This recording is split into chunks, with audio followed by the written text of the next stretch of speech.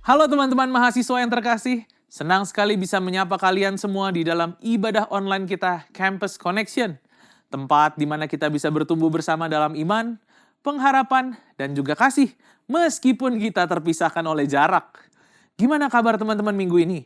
Saya berharap kita semua tetap dalam keadaan baik, kita tetap bersemangat menjalani setiap rutinitas, tugas, perkuliahan, maupun tantangan yang sedang kita hadapi dalam kehidupan. Saya percaya bahwa apapun musim kehidupan yang sedang kita jalani, entah itu penuh sukacita atau kita sedang bergumul dalam satu hal, ada satu hal yang pasti teman-teman, Tuhan kita setia. Dia nggak pernah berubah dan janjinya selalu dapat diandalkan.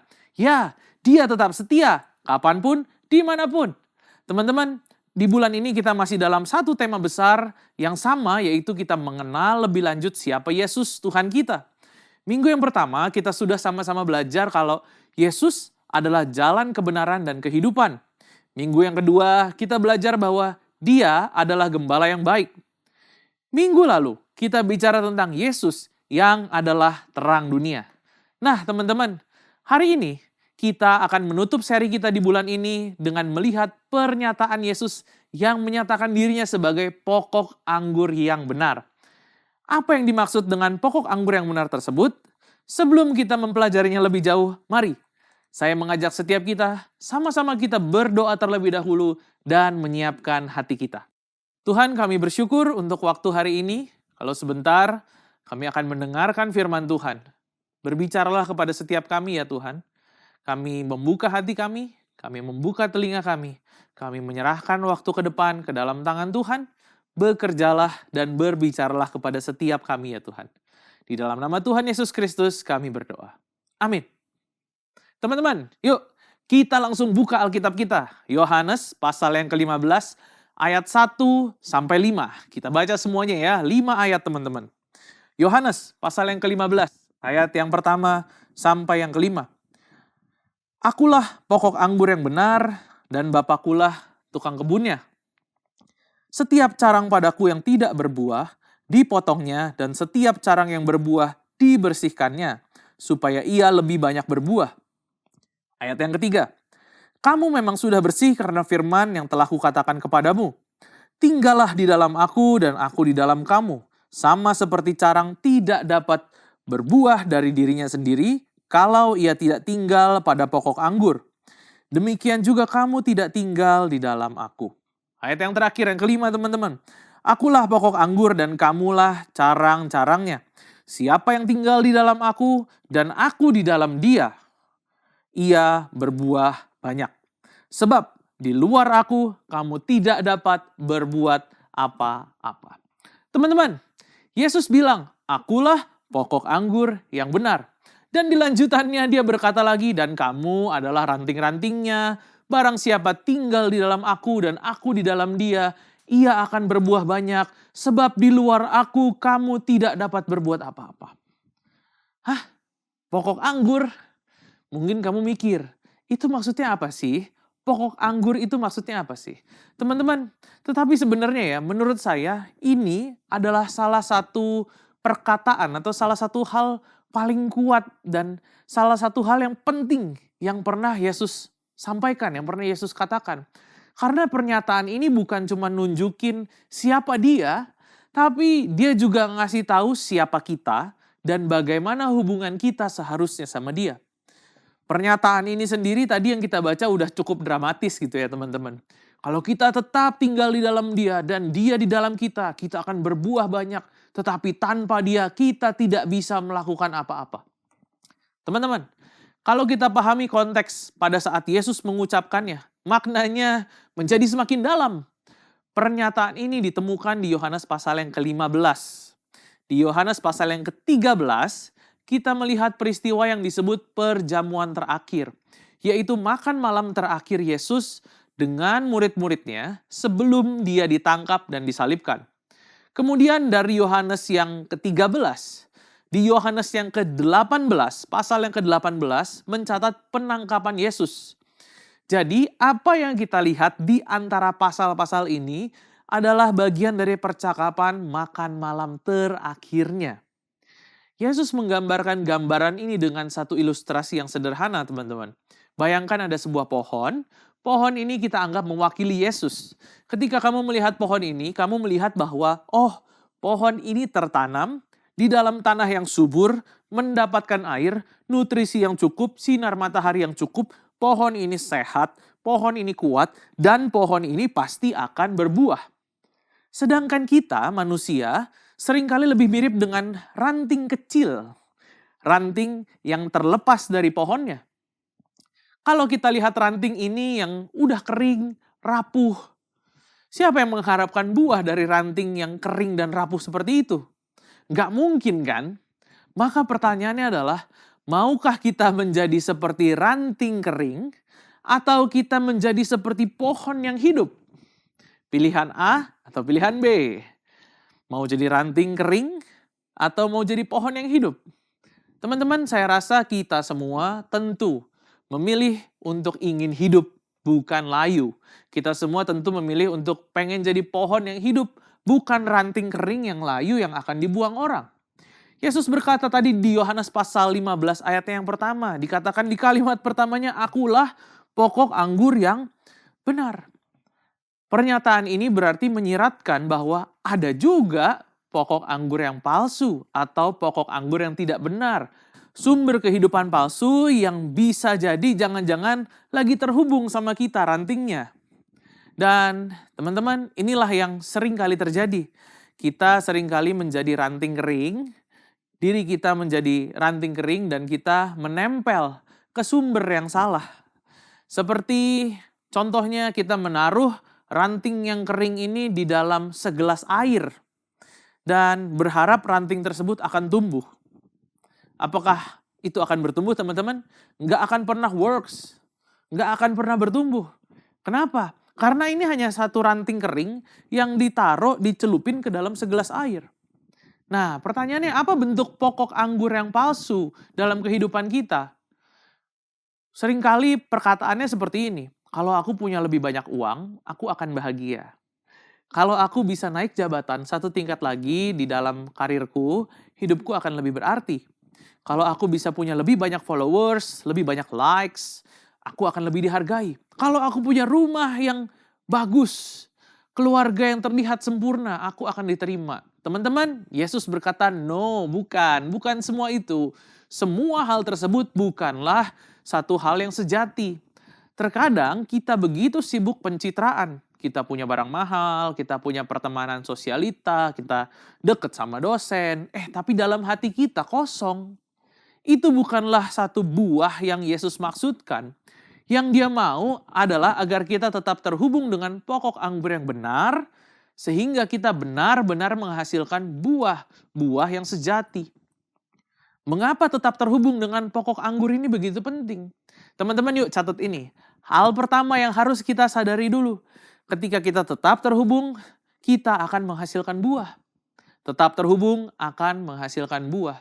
Kita melihat ini di dalam Yohanes pasal yang ke-15 ayat 5. Dan kita akan terus kembali ke ayat ini berulang-ulang kali. Kenapa sih kok bolak-balik lihat lagi ayat ini, lihat lagi ayat ini? Teman-teman, karena saya mau ayat ini juga tertanam bukan hanya di pikiran kita, tetapi juga meresap ke dalam hati kita. Bahkan saat kita menjalani kehidupan kita. Yesus berkata di ayat yang kelima, akulah pokok anggur dan kamulah carang-carangnya. Siapa yang tinggal di dalam aku dan aku di dalam dia, ia berbuah banyak. Sebab di luar aku kamu tidak dapat berbuat apa-apa. Bukan sekedar buah biasa di sini yang dimaksud. Apa jenis buah itu? Dalam Galatia pasal 5, Alkitab mengatakan buah roh adalah kasih, sukacita, damai sejahtera, kesabaran, kemurahan, kebaikan, kesetiaan, kelemah lembutan, penguasaan diri. Ada di antara teman-teman yang merasa, ya Tuhan, aku butuh hal-hal tersebut dalam hidupku. Adakah teman-teman? Saya sih iya. Saya mau punya kasih, saya mau punya sukacita, saya mau punya damai sejahtera, saya mau punya penguasaan diri. Itulah jenis buah yang Yesus mau kita hasilkan dalam hidup kita. Bayangkan minggu-minggu UTS yang penuh tekanan. Kamu butuh damai sejahtera, bukan hanya IPK tinggi. Kamu butuh kesabaran saat kamu kerja kelompok dengan anggota lain yang kurang bertanggung jawab. Kamu butuh sukacita, bukan sekedar nilai A. Inilah buah sejati yang hanya bisa tumbuh kalau kita tetap melekat pada Yesus, sang pokok anggur yang benar. Teman-teman, dengarkan ini. Yesus bilang, jika kamu tinggal di dalam aku dan aku di dalam kamu, kamu akan berbuah banyak. Dari kalimat ini ada 100% jaminan pasti buah akan datang. Bukan mungkin ya, pasti. Namun syaratnya kita harus tinggal di dalam Dia dan Dia di dalam kita. Bahkan mungkin saat teman-teman kita meninggalkan kita, doa-doa kita belum kelihatan jawabannya. Kita ngerasa, Tuhan aku capek. Tetaplah tinggal dalam Tuhan, tetaplah terhubung dalam Tuhan. Karena saat kita tetap terhubung kepada pokok anggur yang benar ini, buah tersebut akan bertumbuh. Jadi hal yang pertama tadi, ketika kita tetap terhubung, kita menghasilkan buah. Yang kedua, sebaliknya teman-teman. Ketika kita terputus, menghasilkan kekosongan. Yesus berkata di Yohanes 15 ayat yang ke-6. Dituliskan seperti ini. Siapa yang tidak tinggal di dalam aku, ia dibuang keluar seperti carang dan menjadi kering. Kemudian dikumpulkan orang dan dicampakkan ke dalam api, lalu dibakar. Gambaran ranting kering ini adalah hidup yang kehilangan makna, hidup yang kehilangan kekuatan, hidup yang kehilangan tujuan. Bayangkan HP-mu habis baterai. Di awal, waktu HP-mu habis baterai, kamu coba nyalain. Mungkin layarnya muncul sejenak, gambar baterai dicoret, nyala, terus kemudian mati lagi. Tanpa charger, HP ini jadi barang mati. Demikian juga hidup kita tanpa koneksi dengan Yesus. Mungkin sejenak terlihat hidup, ada cahayanya sedikit. Tapi dalam sekejap, dalam waktu yang cepat, kita akan kehilangan kekuatan dalam kehidupan kita. Kita akan kehilangan kekuatan yang sejati itu. Tanpa Yesus, kita semua rentan. Itulah sebabnya sangat penting untuk tetap terhubung. Sehingga tadi dua hal teman-teman. Ketika kita terhubung, menghasilkan buah. Tetapi ketika kita terputus, akan membawa kita kepada kekosongan. Kita semua setuju dengan hal ini. Tetap terhubung itu penting, betul teman-teman? Tapi pertanyaannya sekarang adalah bagaimana caranya? Bagaimana agar saya tetap terhubung dengan sang pokok anggur yang benar ini? Sebelum saya bahas caranya, izinkan saya kasih catatan kecil. Ada banyak cara untuk tetap terhubung dan saya yakin setiap kita sudah pernah mendengar atau sudah pernah mengetahuinya. Contohnya gini teman-teman, membaca firman Tuhan. Ya tentu aja ini salah satu cara untuk kita tetap terhubung dengan Tuhan. Berdoa, jelas, sangat penting dong. Menyanyikan lagu-lagu pujian penyembahan, ya. Kemudian minum kopi sambil ngobrol dengan sahabat rohani kita, saling cerita, saling menguatkan. Bisa juga. Kemudian kita melihat matahari terbit dari atas gunung, hiking. Bersyukur dan mengagumi ciptaan Tuhan, itu juga bisa disebut koneksi. Kita berusaha untuk terkoneksi dengan Tuhan. Masalahnya gini teman-teman, seringkali bukan kita nggak tahu caranya, tapi kita kurang motivasi untuk melakukannya. Apa yang dikatakan Yesus tentang pondasi untuk tetap terhubung? Lakukan apa yang Yesus katakan. Di dalam Yohanes 15 ayat 10, Yesus bilang seperti ini. Jikalau kamu menuruti perintah-perintahku, kamu akan tinggal di dalam kasihku. Teman-teman, Francis Chan, salah seorang penulis buku dan juga salah seorang pengkhotbah, pernah menggambarkannya seperti ini. Dia bilang gini, ini kayak orang tua yang nyuruh anaknya membersihkan kamar. Orang tuanya bilang gini, bersihin kamarmu. Anak itu pergi, kemudian kembali dan bilang, oke, aku udah hafal apa yang papa bilang tentang membersihkan kamar. Orang tuanya bilang lagi, bagus. Tapi apakah kamu sudah bersihin kamar kamu? Anaknya bilang, wah aku bahkan udah tato tulisan itu di lengan saya Pak. Dalam bahasa Ibrani kata-kata membersihkan. Oke, tapi kamarmu udah bersih belum? Kemudian si anak berkata, Pak, Ma, aku udah kumpulin 4 orang teman dan kita nongkrong di kedai kopi. Kita diskusi tentang arti kata membersihkan. Kita cari akar bahasanya. Oh ternyata ada bahasa Yunaninya Pak. Yang berarti saya membersihkan dengan sangat bersemangat. Orang tuanya bertanya lagi, kamarmu udah bersih belum? Teman-teman, demikian juga dengan kita. Kadang kita hafal ayat Alkitab, kita rajin komsel, kita posting kutipan rohani di Instagram kita, story-storynya rohani banget. Tetapi, apakah kita sudah melakukan apa yang Yesus katakan? Tuhan mungkin baru ngomong nih, ayo bersihin kamarmu. Artinya kita perlu melakukan ketaatan yang nyata. Bukan hanya tahu kata-katanya doang, cari latar belakangnya, punya segala pengetahuan yang ada, tetapi kita tidak melakukannya. Kalau Tuhan sudah lama menggerakkan kamu untuk memperbaiki hubunganmu dengan orang tua, Tuhan menggerakkan dirimu buat minta maaf sama teman kamu, atau membereskan satu dosa yang tersembunyi. Teman-teman, jangan hanya kita renungkan, tapi lakukan. Bersihkan kamarmu, taat dalam tindakan. Mungkin kamu sudah sering mendengar, oh kamu perlu melayani di gereja, kamu perlu terlibat komsel, oh kamu perlu lebih serius membangun waktu pribadimu sama Tuhan. Dan kemudian kita terus menundanya. Tuhan berkata, ayo lakukan sekarang, bersihkan kamarmu. Teman-teman, cara yang pertama untuk kita tetap terhubung adalah melakukan apa yang Yesus perintahkan. Melakukan yang Yesus perintahkan, ya, membuat kita terus-menerus terhubung dengannya. Cara yang kedua untuk tetap terhubung adalah mengasihi seperti Yesus mengasihi. Yesus berkata, inilah perintahku, yaitu supaya kamu saling mengasihi seperti aku telah mengasihi kamu. Perhatikan teman-teman, Yesus nggak bilang kasihilah sesamamu. Kalau gitu mungkin aja kita akan mengasihi sesuai dengan standar kita masing-masing. Seberapa besar yang kita rasa perlu, oh saya rasa saya bisa mengasihi ini seperti ini. Saya merasa orang ini saya memberikan kasihnya 7/10 lah. Tapi Yesus menambahkan kalimat di belakangnya, seperti aku telah mengasihi kamu. Teman-teman, ini menaikkan standar kasih ke level yang lebih tinggi. Karena kasih Yesus itu bicara tentang pengorbanan. Sepanjang perjalanan menuju Yerusalem, para murid sering berdebat, siapa yang terbesar? Siapa yang terbesar di antara kita? Yesus membalikkan konsep tersebut. Yang terbesar di antara kamu adalah yang menjadi pelayan. Lalu saat makan malam terakhir, Yesus bukan hanya mengajarkan tentang teori. Dia ambil handuk, dia ikatkan ke pinggangnya, dan kemudian dia mulai mencuci kaki para murid-muridnya. Dia menunjukkannya dengan tindakan. Mengasihi itu melayani, teman-teman. Kemudian Yesus berkata, akulah pokok anggur, kamu adalah ranting-rantingnya. Tinggallah di dalam aku, maka kamu akan berbuah banyak. Bagaimana caranya? Dengan melakukan perintahnya, yaitu mengasihi seperti dia mengasihi.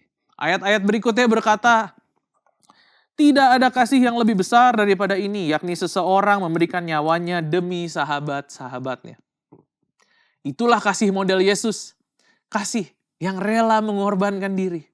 Inilah alasannya dia tidak memberi daftar panjang apa saja yang harus kita lakukan. Dia cuma bilang, kasihilah seperti aku mengasihimu. Karena kita tidak akan mampu mengasihi seperti itu tanpa kita terhubung kepada pokok anggur yang benar. Kita butuh kekuatan ilahi untuk mengasihi dengan sabar.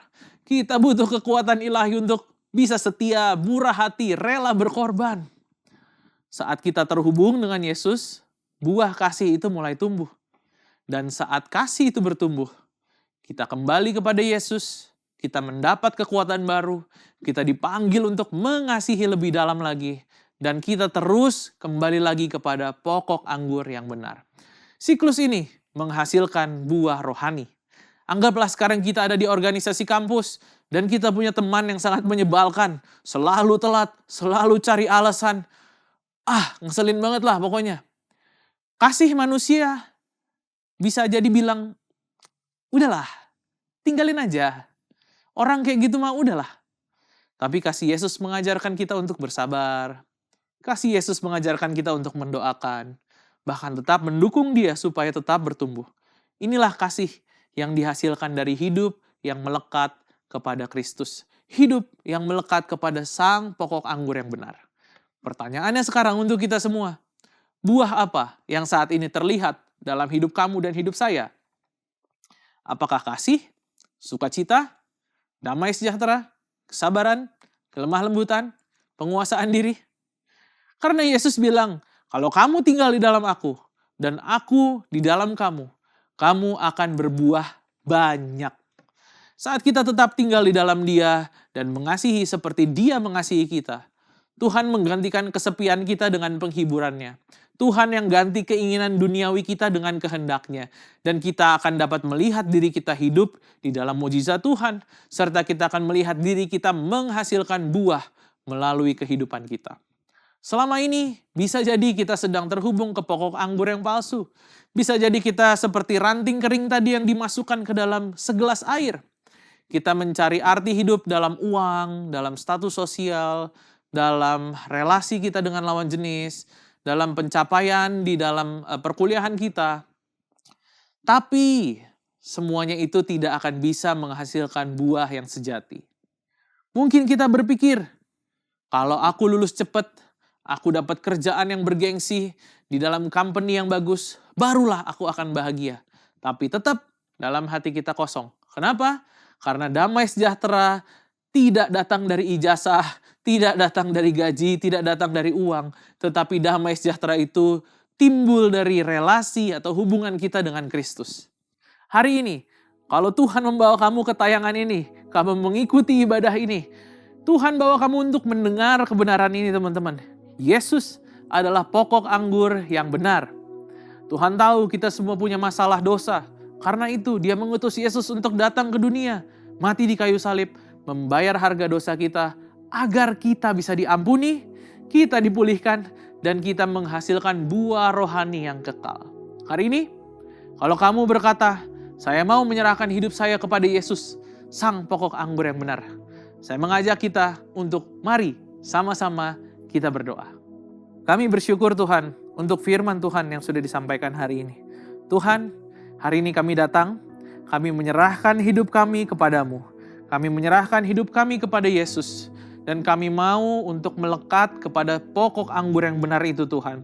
Biar kami tetap terhubung denganmu, bukan dengan pokok anggur yang salah, bukan dengan pokok anggur yang diberikan oleh dunia, tetapi kami mau hanya terhubung dan melekat kepadamu ya Tuhan. Ajar kami untuk tidak melihat segala sesuatu dari sisi dunia, tetapi ajar kami untuk melihat rencana dan kehendak Tuhan di dalam kehidupan kami. Kami menyerahkan hidup kami kepadamu Tuhan, bekerjalah dan biar apapun yang Tuhan kerjakan dalam kehidupan kami ini bertumbuh dan berbuah dan buahnya dapat dirasakan oleh orang-orang di sekeliling kami. Tuhan, hari ini juga kami mau melekat senantiasa denganmu. Ajar kami untuk kami bisa mengasihi seperti Yesus sudah mengasihi kami. Biar kami dapat mengasihi orang-orang di sekeliling kami seperti Yesus memberikan contoh teladan kasih itu dalam kehidupan kami. Terima kasih Tuhan. Hari ini juga hamba-Mu melepaskan berkat bagi teman-temanku dimanapun mereka berada. Biar ada hikmat daripada Allah yang dilimpahkan dalam kehidupan-Mu, yang memampukan Engkau untuk mengambil langkah-langkah yang sesuai dengan kehendak Allah di dalam kehidupan-Mu. Sukacita daripada Tuhan, damai sejahtera daripada Tuhan, berlimpah-limpah di dalam kehidupan-Mu. Tuhan yang membuat perkuliahan-Mu berhasil, Tuhan yang memberikan nilai-nilai yang terbaik di tengah-tengah perkuliahan-Mu. Terima kasih Tuhan, ini doa kami naikkan hanya di dalam satu nama, Tuhan Yesus Kristus. Haleluya, amin. Bagi teman-teman yang memerlukan dukungan doa ataupun konseling lebih lanjut, silakan scan QR Code yang ada di layar. Ada para pendoa dan para konselor yang siap untuk membantu teman-teman sekalian. Sampai jumpa di lain kesempatan, Tuhan Yesus memberkati.